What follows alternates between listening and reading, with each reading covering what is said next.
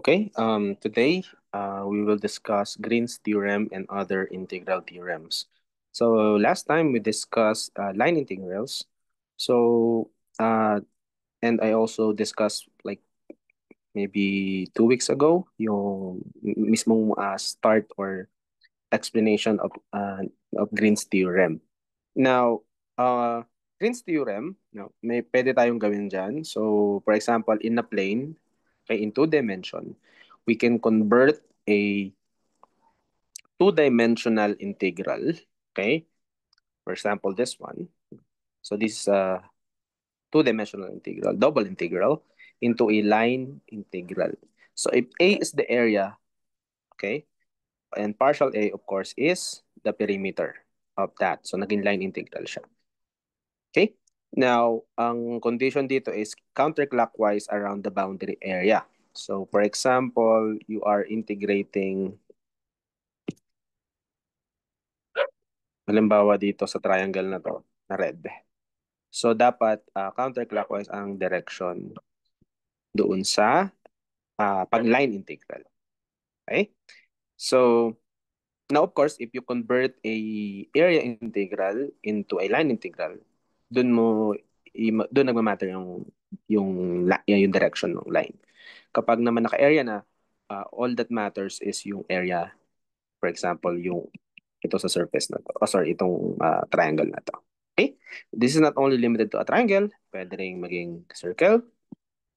Okay, so pag ganyan siya counterclockwise, pwede rin iba't ibang shape. Basta close surface.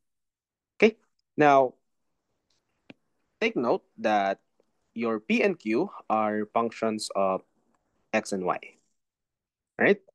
So, yeah, for example, ito yung mga pwede natin gawin, no? So, if you have a surface, pwedeng ganito. So, ang direction dapat ay counterclockwise. Oh, sorry. So, by doing so, connected lahat ng yung buong perimeter. Okay? Now, it will also work for a closed surface. Kaya lang, this is not a simply connected region. Naalala niyo din-discuss ko. Not a simply connected region. Bakit? Kasi hindi mo may i-connect itong area na to, itong perimeter na to with this. So one way you can do is to create a branch. So tatanggalin mo to. Kaya naging ganito yung pwede natin gamitin. Okay? Now, remember, example that we did last time, yung pag-solve ng potential from using yung work. Okay? Now, remember that work is f.dr. Now, the f.dr na nakuha natin is given by this expression. Okay? Now, let's use the example yung dalawang path, no? One is pwedeng paganto, no? Tapos yung isa naman is from 0 papunta sa y equals 1, tapos papunta dito sa 2, 1. Okay?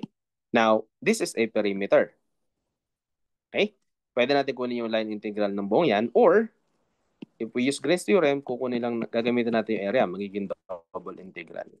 Now, note that for path 2, no, y is equal to base dito. So,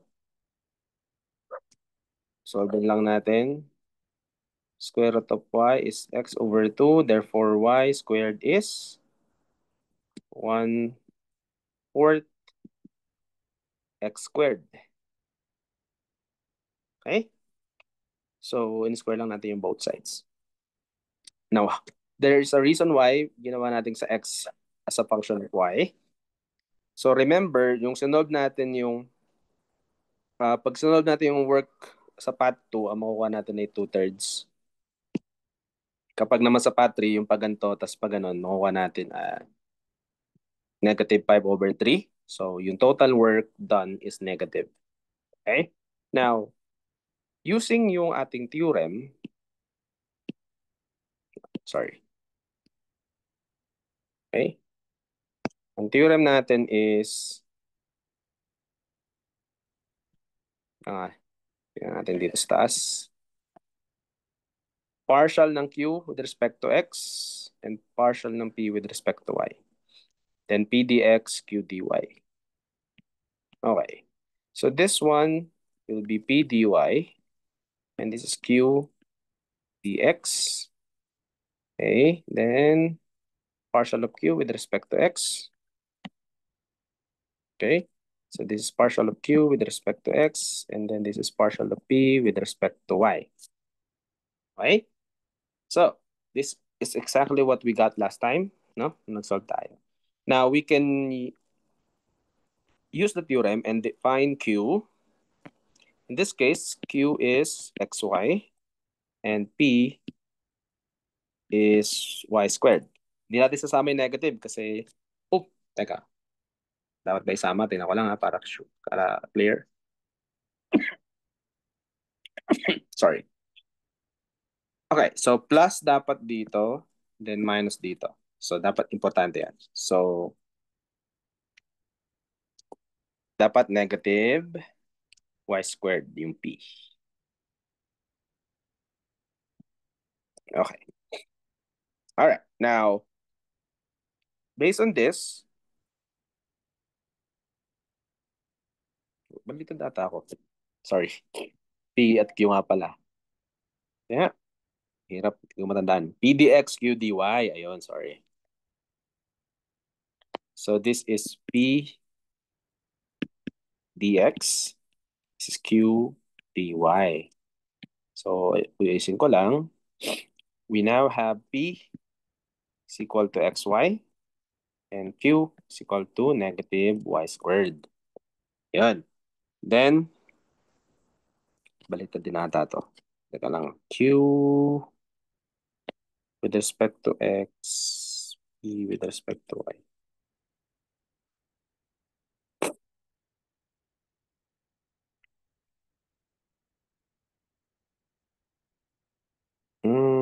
Yeah, tama. Tama na. Ayan. So, susundin lang natin yung sa theorem. We need to take the partial derivative of Q with respect to X using this one. So, Q is negative y squared. So, we have to take the partial derivative of negative y squared with respect to X. However, since wala tayong X dito, we treat y squared yung buong yan as constant. So, this will be 0. Okay, lagay lang natin.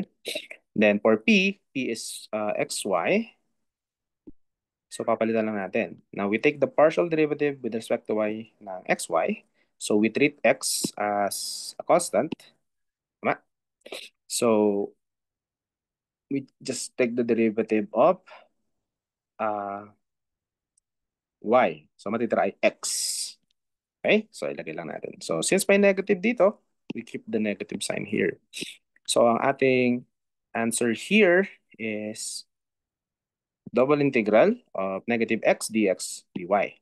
Now, we can separate yung dx dy since two-dimensional to and meron tayong separate na endpoints for x and y. For x, if we use this perimeter, ang x will start from 0 to 1, or rather 2 square root of y. Kasi yung perimeter na to. Okay? Hindi siya rectangle kasi. Kung rectangle, edi pwedeng ganyan. Pero since pag ganito tayo, we follow that. Now, x is from 0 to 2 square root of y, itong parabola na to. Now, yung ating y, pag dito, no, will start from 0 to 1. Okay? So, pag ganun lang at pag ganito. Alright, so tingnan natin ang mangyayari. Now, the answer here is negative 1. So, paano maging negative 1? So, this yung previous example natin, when we use piecewise integration, nakuha natin negative 1. So, same lang, no? If we do that. Now, let's try to solve this. So, first, we have to take the derivative, or sorry, the integral of x dx dy.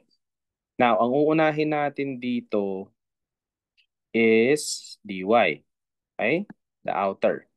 So, mamaya ko nilagay yung bounds. So, we have x dx. Ang integral sa y is y. Okay? Now, we have to evaluate that. Teka. Okay. Teka lang. Paghiwalayin ko na nga dito. So, kung along y0 to 1, then we have to integrate.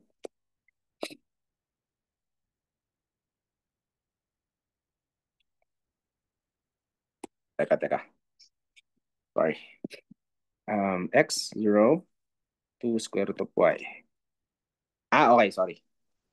Hindi yung outer, yung inner. Kasi outer is last. Okay, ganito yung rule. First integral, ang kanyang connection ay yung sa last differential. Second integral, yung inner differential. Okay? So, tingnan natin. So, we have to take the integral of x dx. Okay? Integral of x dx is, of course, x squared over 2. We have 0, 1. So, magigitong x squared over 2 evaluated from 0 to square root of y dy. Ayan. Para matandaan nyo, ah dapat sa dulo ay y, no? dy. So, ngayon, kung mapapansin nyo, i-evaluate natin itong x squared, papalitan natin ng may y. So, y yung matitira. So, therefore, sa dulo, may y yung integration mo. Okay? So, anong sagot dito? Integral from 0 to 1. Papalitan lang natin ng 2 square root of y, tas 0. So, 0 na isa, tanggalin na natin. Now, we are left with 4y. In-square natin yung 2 square root of y over 2 dy. Okay? Now, pwede pa natin i-simplify ito, magiging 2y dy. Evaluating this,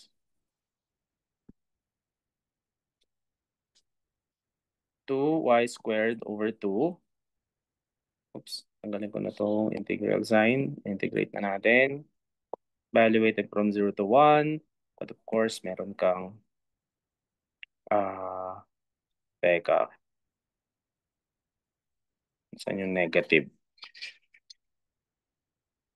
Okay. May negative nga pala dito. Okay? So, lagay natin yung negative sign. Yan. So, may negative. Yan. So, matitira is y squared, negative y squared, evaluated from 0 to 1 is negative 1. Right? Now, if we compare that dun sa ginawa natin, ibig sabihin nun, ang work na ginamitan natin ng piecewise, meaning pinaghiwalay natin yung dx and dy, can be solved using double integral. Okay? So, this is just another way to do that. Now, I guess it depends on yung itsura ng perimeter, no? Kung madali lang yung area, then okay lang. Okay? Mas madali nga naman siyang isolve. Okay? So, kung saan kayo mas comfortable. Alright. Now,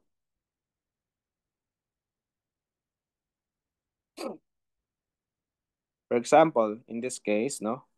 Kung meron tayong Q as Bx and P as negative By, where our V is a vector, we have I Vx, I Vy. Okay? So, we follow yung kanina, yung sa Green's theorem, partial x with respect to, partial q with respect to x, minus partial p with respect to y. So, magiging, since ang q mo ay bx, magiging partial vx with respect to x. Tapos, ang p mo is negative vy. So, may negative ka, so magiging positive na dito. So, partial by with respect to x. Now, if we look at this equation, since two-dimensional lang yung vector natin, no? Kung naging 3D to, may extra term pa dito. But this is a two-dimensional divergence. So divergence siya ng B. Okay? So in this case, B sub C is 0. Okay? Now, if we look at that particular example, dito sa area natin, for example, ito. Okay? Ang ating area is yung buong yan. Okay? Ang perimeter natin ay itong along this. So, counterclockwise. Oh, sorry. So, yun yung ating partial A. And dr, okay, so to get the work done is the tangent point from any given point dun sa ating edge ng ating area or sa perimeter. Okay? Now, we can get dx, dy, dz, or in this case, dx, dy lang. Okay, so from a reference point. Now, itong line na to, medyo maliit lang, is our NDS. So, DS represent the infinitesimal surface dito, no? Yung unit surface. And n hat or n vector here is the normal vector. Okay? Now, if you define dr, okay, based on this, essentially, this is just I dx plus j dy. So, ito yung dx mo. Okay? And then your dy. Pag ganun. Okay? So, it's a tangent vector. So, tangent siya dito sa point na to. With respect to the ang initial point niya rin ay yung kung nasaan yung normal vector to the surface. Okay? Now, since yung ating NDS ay nandito, no? Pwede natin siyang kunin using dx dy. So, since palabas siya, magiging negative yung ating dx. However, since opposite sila, magkakabaligtad sila ng unit vector. Now, for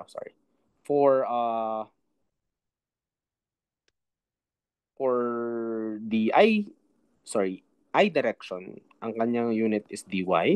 So it's I dy, I hat dy. For j is negative dx. So ito. So ito yung dito at saka ito. Okay? Then for the dr, ito yung kanyang dx. Ito naman yung dy. So both positive. Alright? Now, this is normal to the surface and also to the tangent. Itong dr natin. Now, we can write px dx or pdx plus q dy. So, palitan lang natin. So, p is negative dy. Then, q is bx. If we dot it with the normal, so this is v dot nds, no? Yung n is vector. So, pwede natin siya masulat na ganyan. Now, since pinakita natin kanina na this right hand or left hand term, or this one for that matter, is just the divergence. So ito, para makita ninyo, ayan. So yung partial q with respect to x minus partial p with respect to y is just divergence. Pwede nating i-partial to. Okay. So we can write this as an integral na. If we take for example, to divergence p, tas lagyan natin dx dy, so magiging double integral siya. Then ito, so since ito is a line, so we write the perimeter ng area. Okay? Now, if you look at this is actually the divergence theorem in two dimension. So, yung divergence theorem natin, I think ginamit ko yung S, but let's say A yung gamitin natin. It's just divergence of the vector. So, it should be del dot V ds or dA in this case. Pero kailangan naka-vector siya. So, just to be safe yan. Is equal to partial A V dot N ds. Okay? So, two-dimension lang yung version na to. Alright. So, ito yung ating divergence theorem. So, kung buo na siya na uh, three dimensions, so triple integral na yun nandito. So, ito magiging surface integral. Alright. So, now, tingnan natin yung isa pang example, no? So remember, kanina may P and Q. Now, let's define it in a different way. So if Q is Vy and P is Vx, so ganun pa rin yung ating V vector. We have Ibx plus JBy. If we write, ito kasi nasa Green's theorem, di ba? If we write partial Q with respect to X minus partial P with respect to Y, papalitan lang natin yung Q and P. So we have By and Bx. Now, looking at this one, this is actually from curl ng V dotted to K. Okay, so in this case, K is K hat. No? So, wala pa rin yung V sub C natin. So, pwede natin tingnan, no? Yung PDX plus QDY is just I dx plus JBY dotted to dr. Ito yung dr natin in 2 dimension. So, ito na siya. Now, looking at this, dahil ito yung partial natin, so iba kanina yung double, yung partial ng Q with respect to X minus P is to Y. Ganyan yun, di ba? dx dy. Okay? So, papalitan lang natin yung expression na to with times with dx dy. Pero dahil ito ay equal sa curl ng B dot K, papalit natin yung buong to. Then we write dx dy and the integral. So, this is Stokes' theorem in 2 dimension. Okay? Yung diniscuss ko before is in 3D. So, may mga cases na may mga 2 dimensional lang. So, just use this one kapag 2D. Okay, now kung buong in 3 dimension, ito yung ating buong Stokes' theorem. So, curl yung gamit dito. Ang diniscuss ko is we use yung ating notation. So, del cross B dotted to N d sigma. Ayan. So, naka-curl lang. So, ilang ibig sabihin yan.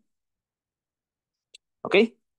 Now, there are some examples here. You can try to do that, no? Okay. Now, discuss natin ang divergence before, no? The divergence of V or div B or del dot V is just the sum of the partial derivatives with respect to each variable, each parameter ng ating vector V. So we have partial X, partial Y, partial C. This is in Cartesian. Now, if we move to spherical and cylindrical, iba na yung naka-partial dyan, which we will do later on this semester. Okay? Now, remember the divergence is related to the flux, no? Kung mayroon kang unit area, tapos dadaan, may field na dadaan. So, ilan yung dumadaan doon, yun yung flux. Okay? So, may ganito rin akong discussion doon. Tingnan lang natin muna dito, no? Ayan. So, this is just the derivation of the, tawag dito, the flow, ng general term, fluid. Okay?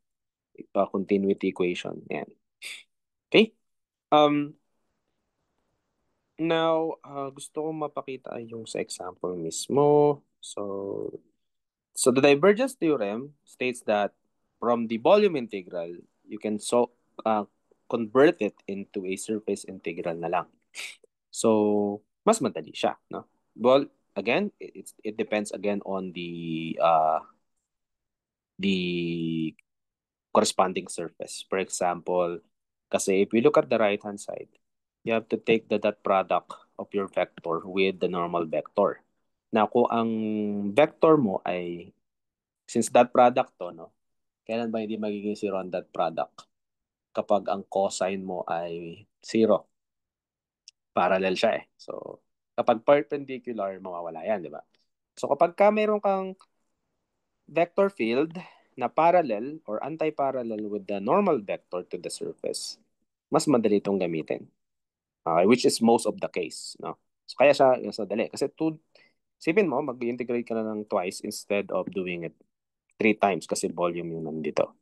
Now, of course, may kaysa mas madaling gamitin yung left-hand side, but you only use this right-hand side if hindi mo kayang gawin tong left-hand side.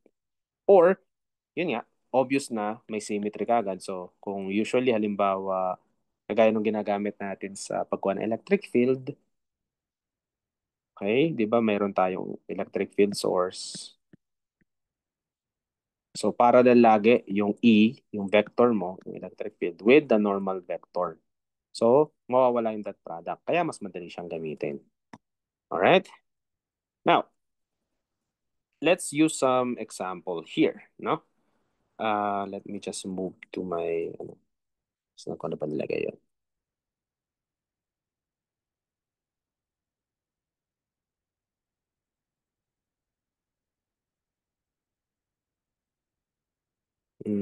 Ito ata.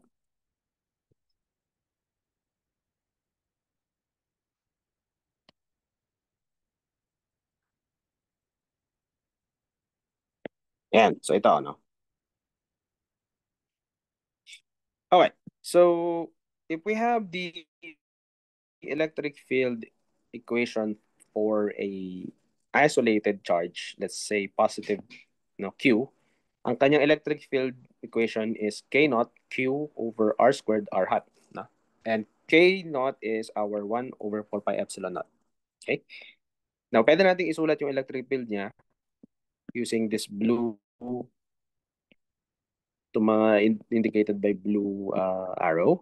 So, it's radially outwards. And if we create yung mga surface na perpendicular to each electric field line, ito yung ating equipotential lines. Okay? Now, yung electric field nito, or electric potential rather, pwede natin siyang, electric flux, makuha from Gauss theorem. So we have E that d sigma, or dA in this case, yung area, no? So we have the closed Gaussian surface. So kapag ka point yung source in 3D, ang surface na gagamitin natin ay spherical. Okay? So in this case, you have the Q here, tapos you have a spherical volume. So enclose natin yung charge. Now, yung volume mo would be the total volume of the sphere. Your partial V, okay, is the surface of the sphere. Okay? So, now, yung differential mo, yung dA, okay, is a unit area here, differential area dA, with some unit vector, sorry.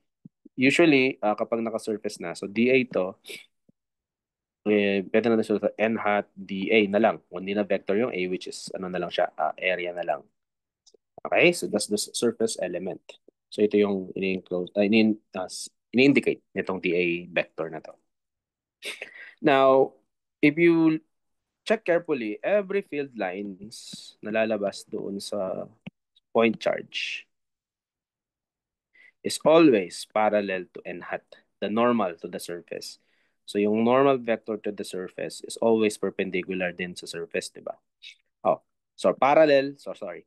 Perpendicular yung field line sa surface.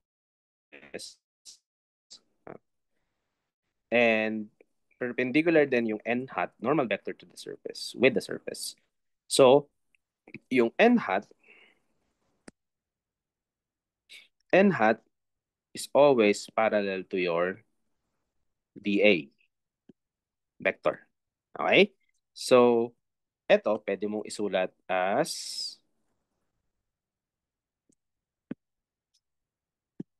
ito nga, integral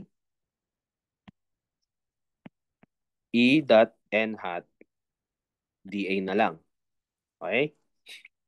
Now, ito, since sila ay always parallel, you can simply write it, mawawala na yung vector form. Kasi n hat naman ay unit vector, so 1 lang yan, di ba? So remember, E magnitude times n hat magnitude cosine theta. So ang cosine theta there in that case is always 0. So since 1 lang ang magnitude nito, E times 1 na lang. Yung cosine 0 is 1 also. So magiging E tapos integral ng dA. So still volume. Okay? Since E is constant na, pwede nang ilabas yan. And ang kailangan lang natin ay surface area. Since ang pinili natin Gaussian surface is a sphere, ang area ng sphere surface area is 4 pi r squared. Okay? Ay, sorry. So, therefore, pwede natin makuha yung electric field. So, it's just E is equal to Q enclosed over 4 pi r squared epsilon naught. So, kasi yung theorem is Q enclosed over epsilon naught. Now, isolating yung ibang terms, so in this case, pagsamahin natin yung 4 pi epsilon and r squared, makukuha natin yung original na yung tawag dito, Coulomb's law, 4 pi epsilon naught q over r squared. Yung q enclosed mo in this case is q lang. Kung ilan yung naka-enclose. So, this is not a vector. However, since yung r mo ay nandito, alam mo na radially outwards, you can write this as a vector. Just add r hat. So, magiging vector na siya. Which is exactly itong sa Coulomb's law. Okay? So, that's one example for that. Now, let's see this one. Okay? So, ito yung pinagawa ko sa inyo last time. No? So, ang task dito is show that this vector, now f is equal to 2xy minus c cube I hat plus x squared j hat minus quantity x 3x c squared plus 1 k hat. Show that this is conservative and find the scalar potential. So, if it's conservative, diniscuss natin na the force must have a vanishing curl. So, you first check for the curl. So, curl mo yung F, no? So, given by this. And, pag nakuha mo ng 0 na, therefore, conservative force siya. Then, pwede ka na mag-proceed with finding the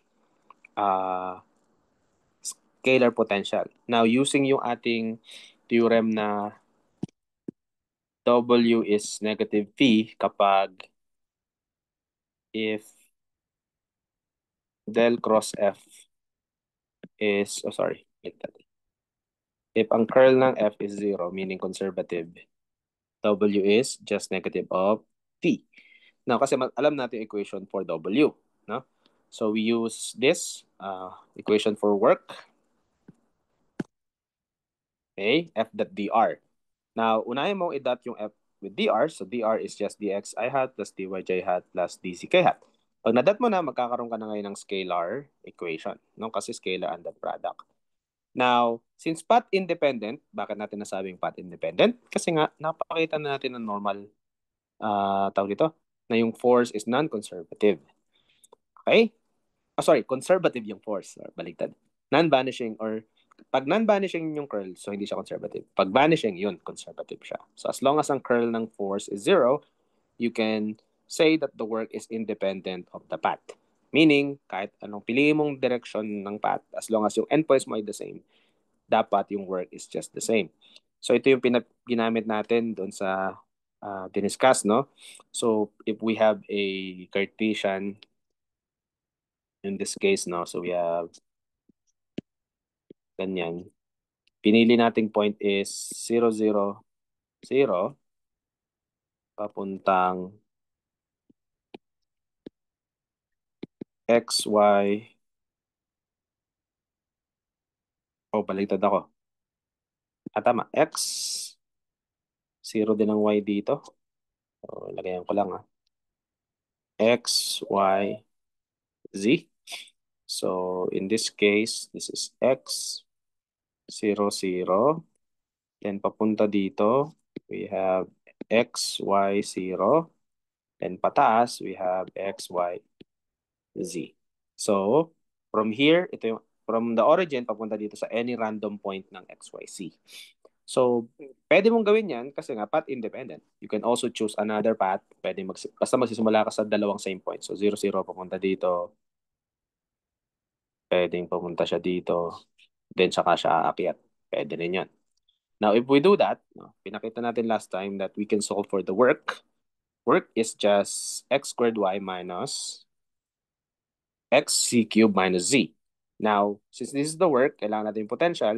If work is negative of phi, therefore phi is the negative of work. So, ito yung final answer. And nakuha naman ng, I think, most of 95%. Yung iba ata hindi natapos. But ito yung final answer to that question. Okay? Now, nagbigay ako last time ng parang sa iba kung yung natapos nila na maaga. You can try to use yung force na iba yung form, no? Or paano ba natin kukunin yung pagka, halimbawa, pwede mo isulat in R, no? Kasi ang R, pwede mo i-define in XYZ. Now, conservative vector fields. If vector F is conservative, okay, a vector F is conservative if equal siya yung work sa any path, no? Let's say C1, C2. As long as C1 and C2 has the same endpoints, okay? And dapat sila ay simple curves, no? So for example, from point A to point B, pag ganun lang, this is simple. Now, pero pag may loop na, yung ganyan, this is not a simple curve. Another one, simple curve is pabilog. This is a closed simple curve. Now, kung ang A to B mo ay same ng endpoint, pero biglang may ganun, no? May loop. So this is a closed but not simple region. Okay? So, laging dapat simple lang. It's either ganyan or ganyan. Pag mayroong mga loop in between, that's a different ano na. Now, let's use an example. If phi of xyz is equal to 1 over x squared or square root of x squared plus y squared plus c squared, okay, which is defined or everywhere except the origin. Of course, kapag sa origin, magiging undefined kasi 0, 0, 0. So, dividing by 0, undefined siya. So, question is, find the gradient field. Okay, so we have, kukunin natin yung Delphi. Okay. So in this case, dapat, okay, so F is the gradient of P. Let's see mamaya yung negative sign dito, ano? So solve for that. Then compute for the work F.dr, where C is any curve from 122 to 340. Okay, so define yung endpoints. Okay? Now, we can write phi as ganito. So, phi is just the square, x squared plus y squared. Sorry, may kulang.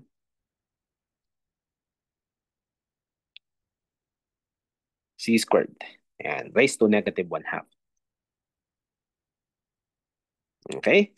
Now, we have to take the partial derivative of phi since we are taking the gradient. So, gradient muna. Now, for the benefit of everyone, tanggalin ko muna yung f. No? Kasi mamaya kailangan natin yung negative sign.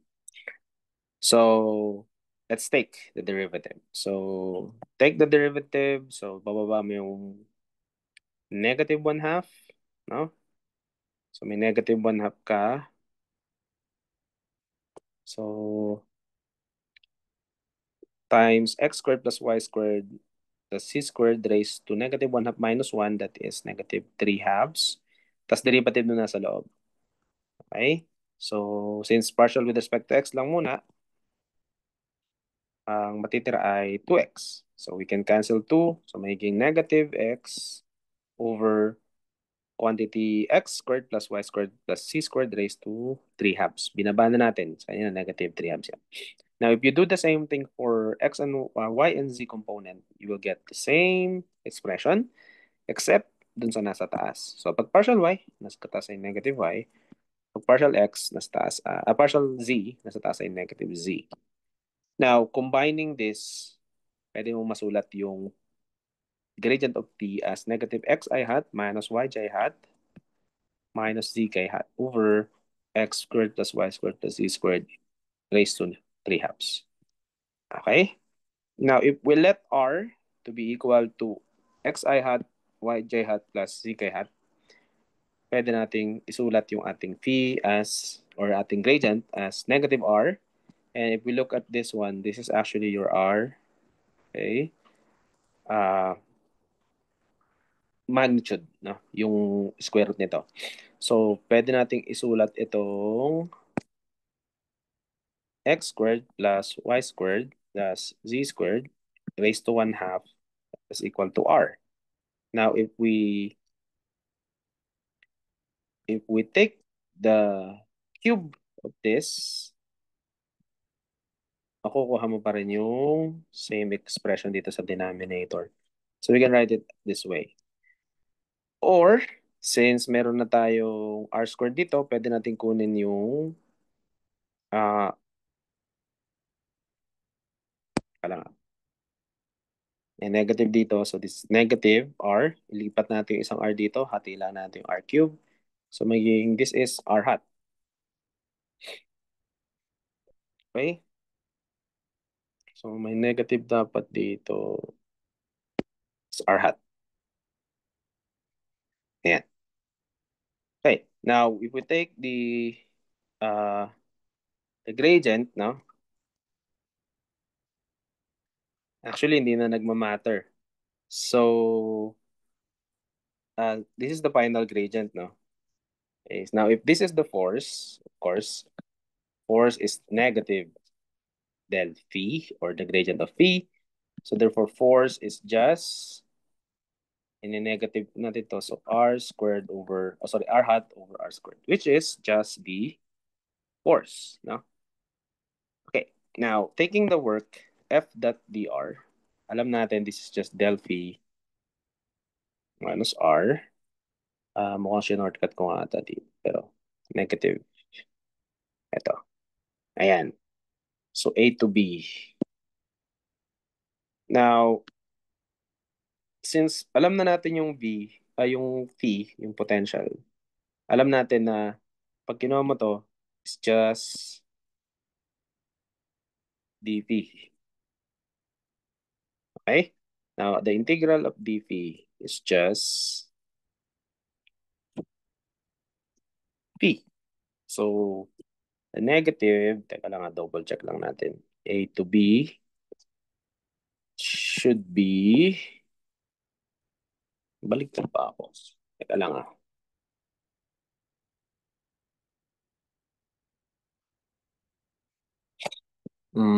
Let me double check.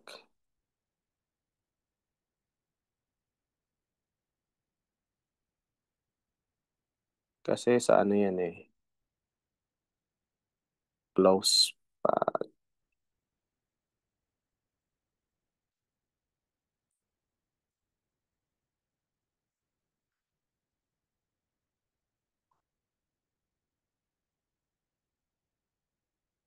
Hmm,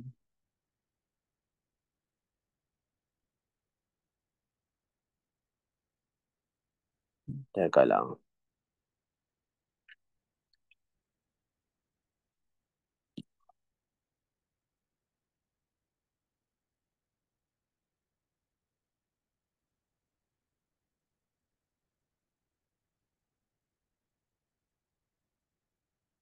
Yeah.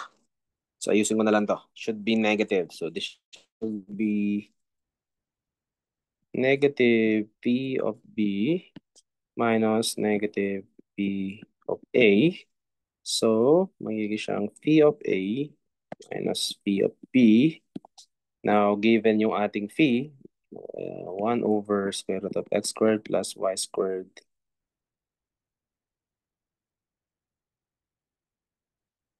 c squared. So, papalitan natin. Ang point A natin ay 1, 2, 2, then point B is 3, 4, 0. So, this should be work is equal to 1 over, so A muna, no? So, 1 squared plus 2 squared plus 2 squared minus, sorry, 1 over 3 squared plus 4 squared plus 0 squared. So, magiging, ilan to? 1, 4, 4. So, 8, 9. So, that's square root of 9, 3. Ito naman is 3 squared 9 plus 4 squared 16. So 25, so 5. Ayun. So this should be 15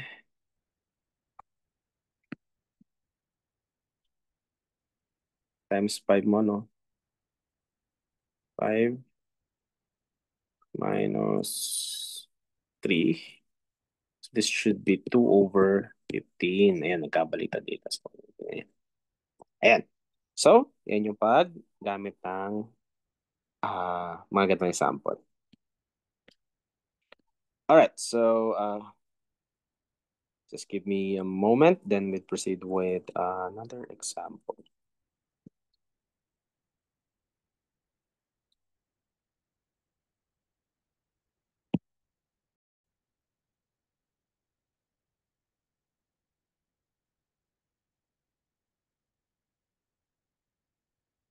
Okay, so let's use another example for Gauss theorem.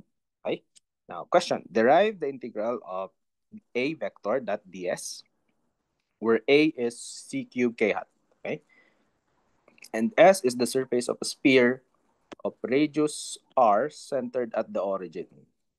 Okay, so sketch natin. So we have vector a. Ang vector a natin ay c cubed k hat.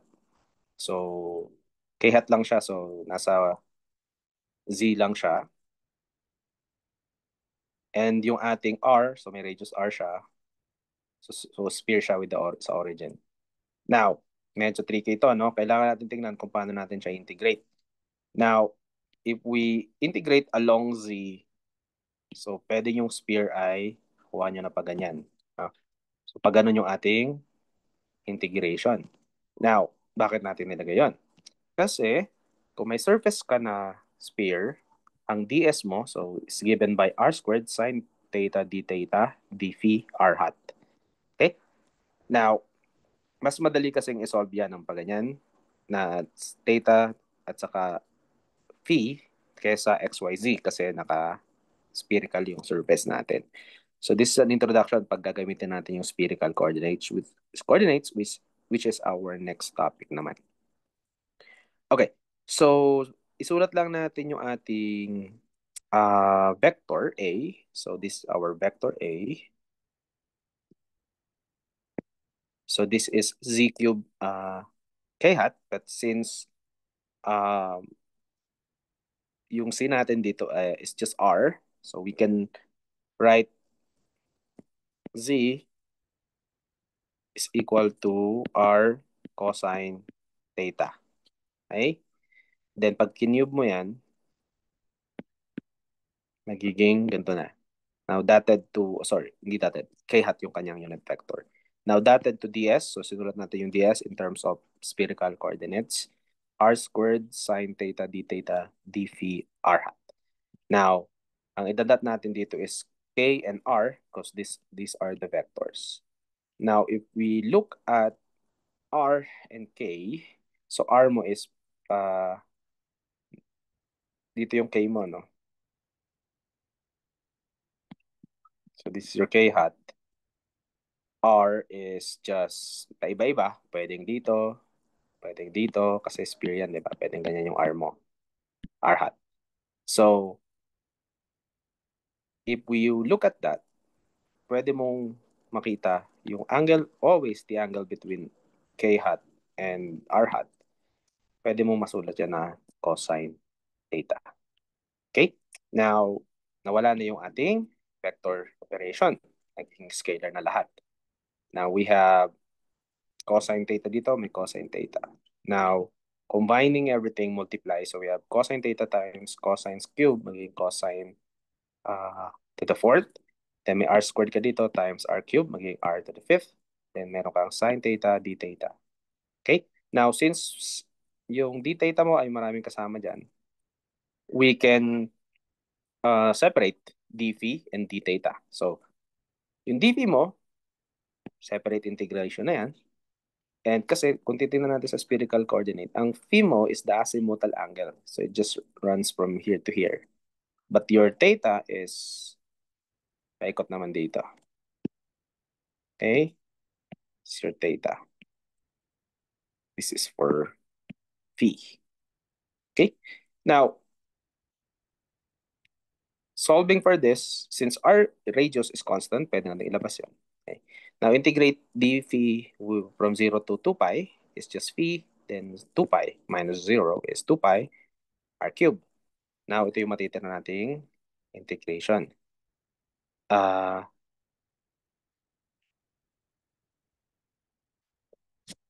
Now, paano to naging ganito? Remember, ang derivative ng cosine with respect to theta is negative sine theta. So therefore, cosine theta is negative sine theta d theta. Okay? So, anong pwedeng gawin natin dito para ma-simplify? Hmm,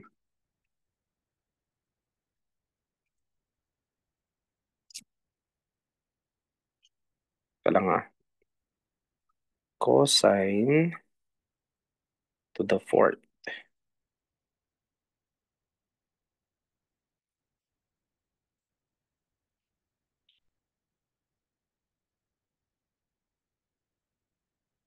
Ah, hmm, siya ay derivative. So therefore, pwede tayo mag-let muna para mas madali, no? Let u is equal to cosine theta. So therefore, d u is negative sine theta d theta. Therefore, yung ating integration will be u to the fourth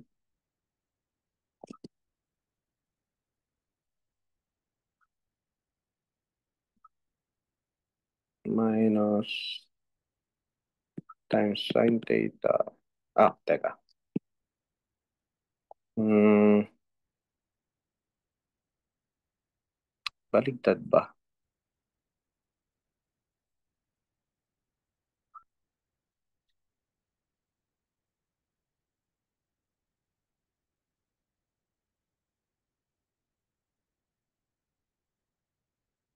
Mhm. Ah, hindi pala, sorry. Napahirapan ko yung sarili ko.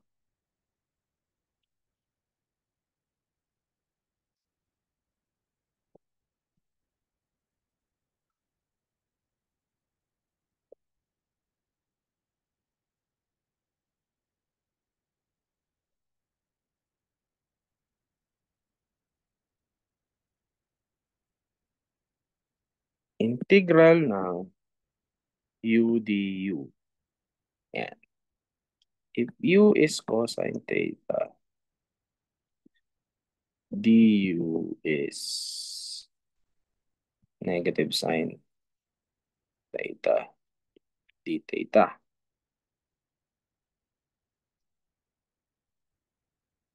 Gawin natin u to the fourth. Okay. So, magiging siyang u to the fourth times negative sine theta d theta. Ayun. Pero, ibig sabihin nun, hindi na tayo kailangan mag-substitute. So, may cosine to the fourth theta. Lagay ko yung negative dito. Sine theta d theta. Now, in this case, this whole thing is your du. Eh, nilabas natin negative, brother. So, pwede nating integrate siya diretso as normal. So, para siya magiging integral, negative integral ng u squared or u to the fourth du. Yun. So, magiging siya negative u to the fifth over 5. Ayan. So, kulang lang ako ng 5 dito. Ayan. So, since u is cosine theta, so magiging negative cosine to the fifth theta over 5. Now, evaluating from 0 to 5, 0 to pi, so we have 2 pi r to the fifth, negative cosine ng to the fifth ng pi over 5 minus, may minus tayo dito, cosine of 0 to the fifth over 5. Okay, ilan to? Ang cosine ng pi is -1, pero raised to 5 is still negative. Tama? So, pero may negative ka dito, so magiging +1. So, 1 over 5. Now, this one will become plus. Ang cosine ng 0 ay 1. Raise mo sa 5, 1 pa rin, 1. So, this is 2 over 5. So, yun. 2 over 5 times 2 pi arc to the fifth is 4 pi arc to the fifth over 5. So, yun. Gawa natin yung sagot. Okay? So, ito yung hard way. Okay? Nakita nyo, ano? Now, if we use Gauss theorem, we convert our surface integral into a volume integral. Kasi, tingnan natin, ba't kaya mas madali? Nung nakita nyo ng ginawa natin kanina, sobrang dami natin kailangan i-solve. Now, since this is a sphere, madaling kunin ang volume ng sphere. So, kaya, mas madaling gamitin Gauss theorem. If we use Gauss theorem, kailangan natin i-convert yung A dot ds with divergence na ng A times dv. Now, ang divergence ng A, madali lang kunin. You need to take the del dot A. So, ang ating A is c cubed k hat. Magiging lang siyang partial with respect to z since wala na tayong x and y. So, magiging siyang 3z squared. So, ito na yan. Now, how about the volume? Now, the volume is a bit tricky. Tingnan natin dito. Okay? Now, ang volume is yung 4 pi,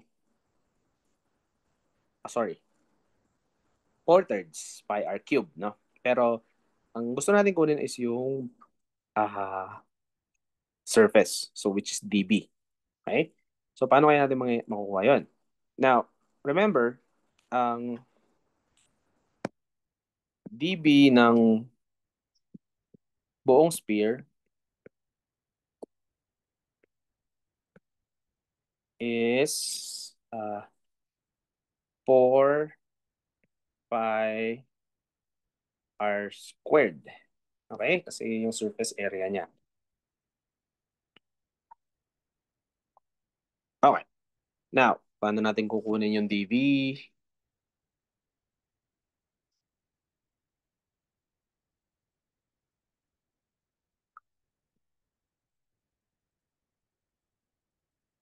If you look at these two terms, this is the area, okay, naka doon sa radius ng surface natin. So, may R dito, R, R, R. Okay? So, yun yung buong surface. Now, remember, ang ating vector is just along C. So, kaya nga, ang integration lang natin ay dito sa parte na to. Okay? Para mabuo yung buong sphere. Pwede natin tingnan to as yung value nung Z, okay, minus doon sa area. So, parang hati-hati na circle. Area ng circle. Okay? So, yung buong area, for example, dito, babawasan mo nung area nung radius nung c squared, which is yung from the vector A. So, dB is pi times quantity r squared minus c squared dz. Okay? Now, syempre, pag ginawa mong ganito yung dB, your integration should start from -z to z kasi along z yung integration mo. Okay? Now, this is specific for this case. In other case, dapat yung buo yung ilalagay mo. So, nagkataon lang na since yung ating A vector is just k hat, no? Yung vector na sinusolve natin, pwede mong dito lang kunin yung parte lang na pa ganun. Okay? Now, ito, mas madali na siya. So, pwede nating ilabas yung pi and 3. So, 3 pi. Tapos, may matitira tayong c squared times r squared minus c squared dz. Now, r is constant in this case. So, ang integration lang natin ay dz. We can distribute r squared, z squared. So, magiging c squared r squared minus z to the fourth dz. Separate them into two integrals. Taking note that r squared is a constant. Okay, so r squared lang to. Then may c cube over 3. Then ito ay z to the fifth over 5. Then substitute negative r to r. Pag sinubstitute nyo yun, we'll be left with this expression. You can combine this further. And finally, makukuha mo ang 4 pi r to the fifth over 5, which is exactly the same as yung dito nating unang nakuha, dun sa long way. Okay? Okay, so may scratch lang dito na pinaghiwalay yung solution. So for this integral, pwede mong solve ng ganyan. So makukuha mo yung 2 r to the fifth over 3. Now this one, madali lang kasi r to the fifth. R to the fifth over 5. So palitan mo lang yan. Okay. Ayan. So same lang. Now, we look at the solution, mas mahaba dito sa first solution kasi kailangan mo ng knowledge spherical coordinates. Now, this one, mas maiksi. Okay? So, this is a good example of uh, application of Gauss theorem. All right, let's go back to Boas.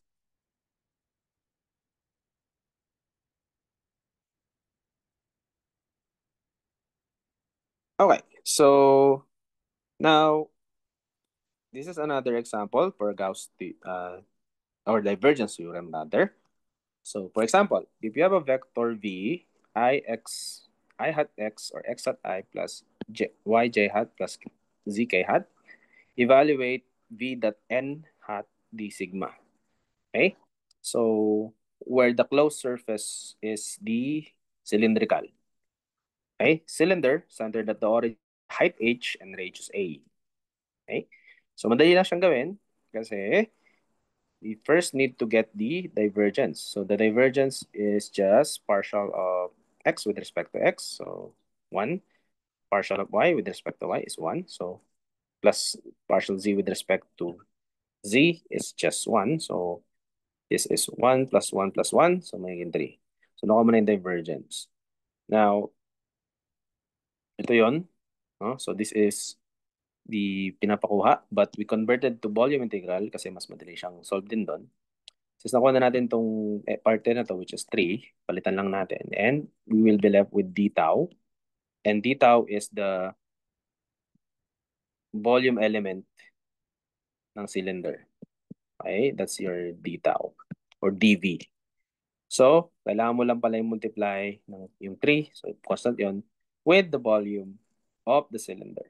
So, volume of the cylinder is just pi r squared h. So, volume ng cylinder. Pi r squared h. But since ang r mo ay a, papalitan mo yon. So in this case, ito yung volume niya. So, yun na kaagad. Alright, now. So, another way, no, do this, pwede mo kunin yung top muna. Okay? So, for example, kasi ito, ginamitan na natin ng uh, divergence theorem, no? Now, pwede natin directly kunin to. However, you have to separate. Kasi nga, ang ang restriction dito is that product here. Kasi kung kaya mo sa i-generalize, mawawala na, okay lang. But if we look at this, okay, hindi mo kaya generalize kasi yung V mo is just any R. No? So yung R na yan, pwedeng ganyan, pwedeng ganyan, pwedeng ganyan. So, laging maiba-iba yung angle. So, what you can do is separate yung areas. Okay? So, una, yung top, which is a circle. Yung bottom, a circle din. And your side, yung area ng cylinder sa paikot. So, tingnan natin. So, sabi dito, mas mahirap siyang isolve, but we can do it. So, for example, sa top surface, no? If we look at the top surface, meron tayong unit vector n hat, no? And in that case, pwede natin kunin yung dot product ng V and N. Okay? So, ibig sabihin, ang hindi lang mag-vanish doon ay yung ating K vector. Kasi always, pag ganito yung N hat dahil nga circle yon. So, therefore, ang ating N vector doon, your normal vector is just K hat. So, therefore, B dot K hat lang. Now, if we take the dot product, okay,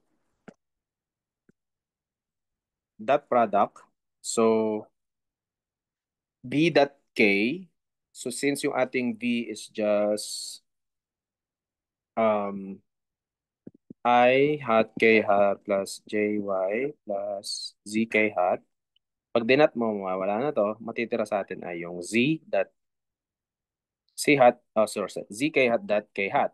So, matitira lang ay Z. So, however, yung value ng C sa top surface is the height of your cylinder. So, H lang. Okay? So, therefore, kukunin mo ngayon yung itong mismo integral na to, nakuha mo na to, which is H, no? Then D sigma. Now, the D sigma there is the volume element ng nitong circle sa taas. So, din yung ating D sigma.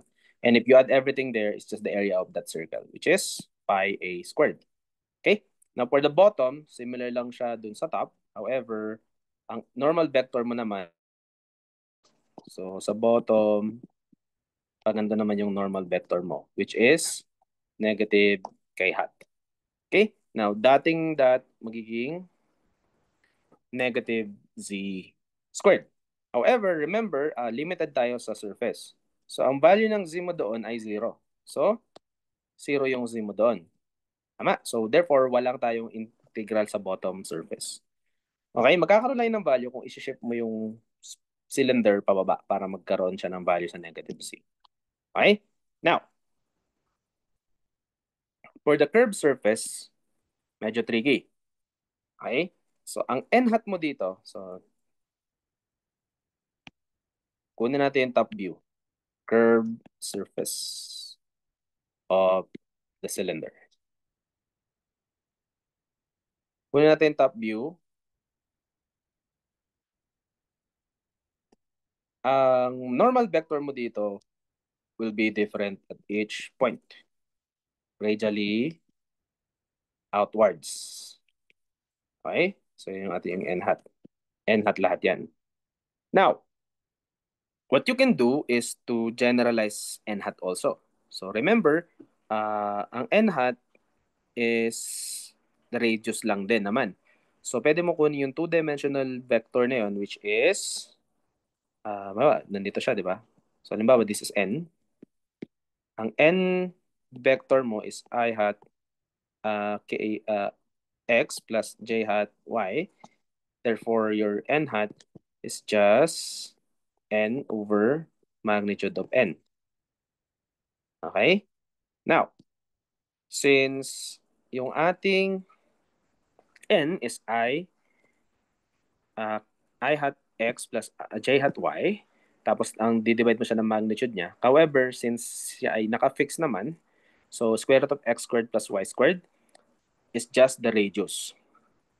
So, this is just a squared then. So, in this case, r is square root of x squared plus y squared. Or rather, in this case, since ay constricted, a na yung radius natin. Okay? So, pwede mo masulat yung n hat na ganyan. Alright, so, now, alam mo na yung n hat. Kailangan mo siya ngayon i-dot doon sa ating V. Okay? So, ang V natin is I hat, so ito yun xi hat plus jy hat plus zk hat, dot natin sa n, which is I hat x plus I hat y over a. Okay? Now, pag dinat mo, mawawala na yung z component. Matitira sa i at din ay x squared plus y squared over a. Okay? However, x squared plus y squared is a squared. So, a squared over a, magiging a lang. Tama? Now, ito nakuha mo na. Then, d sigma na lang. Nakuha mo yung curve area. So, yung d sigma mo is